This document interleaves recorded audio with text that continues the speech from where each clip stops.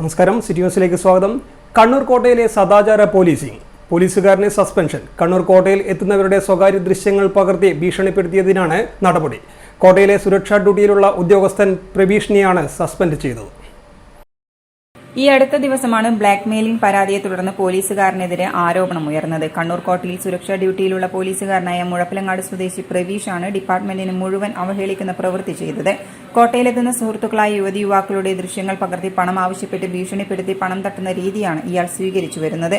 ദൃശ്യങ്ങൾ പുറത്തുവിടാതിരിക്കാനാണ് പണം ആവശ്യപ്പെടുന്നത്. കണ്ണൂർ കൊല്ലം സ്വദേശികളാണ് സിറ്റി പോലീസ് കമ്മീഷണർക്ക് പരാതി നൽകിയത്. ഇടതനുകൂല പോലീസ് അസോസിയേഷൻ ജില്ലാ ജോയിന്റ് സെക്രട്ടറിയാണ് പ്രവീഷ്. സംഭവത്തിൽ സ്പെഷ്യൽ ബ്രാഞ്ച് ഡിവൈഎസ്പി അന്വേഷണം നടത്തിയാണ് ഇയാൾക്കെതിരെ നടപടി സ്വീകരിക്കുകയും സർവീസിൽ നിന്നും സസ്പെൻഡ് ചെയ്യുകയും ചെയ്തിട്ടുള്ളത്. കൂടുതൽ വാർത്തകൾ അറിയുവാൻ സിറ്റി ചാനൽ വാട്സ്ആപ്പ് ഗ്രൂപ്പിൽ ജോയിൻ ചെയ്യുക. ഒപ്പം യൂട്യൂബ് ചാനൽ സന്ദർശിക്കുക. വാർത്തകൾ ഇവിടെ അവസാനിക്കുന്നില്ല. മറ്റൊരു വാർത്തയുമായി വീണ്ടും കാണാം. നമസ്കാരം.